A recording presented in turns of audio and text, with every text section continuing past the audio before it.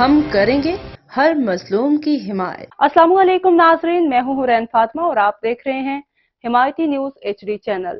نظر ڈالتے ہیں آج کی اہم خبر پر۔ ڈپٹی کمشنر یاسر ریاض اور SSP کامران علی نے ضلع انتظامیہ میرپور کی سرپرستی میں جموں کشمیر یونائیٹڈ ویلفیئر کے زیر اہتمام کرکٹ اسٹیڈیم میں لگائے گئے سستے رمضان بازار کا باقاعدہ افتتاح کر دیا گیا۔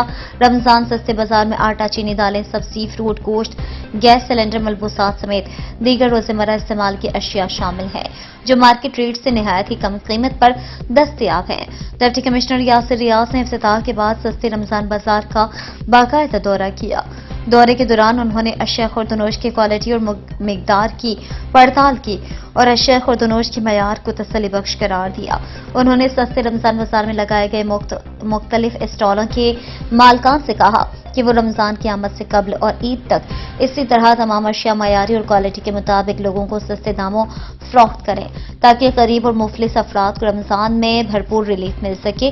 بعد ازاں افتتاحی تقریب کے موقع پر چیئرمین ضلع کونسل راجہ نوید اختر گوگا، میئر میونسپل کارپوریشن عثمان علی خالد، تحصیلدار عمران یوسف اور chief officer municipal corporation Mughees ریاض نے بھی سستے رمضان بازار کا دورہ کیا۔ مزید خبروں اور اپڈیٹ سے باخبر رہنے کے لیے دیکھتے رہیں حمایتی نیوز HD چینل۔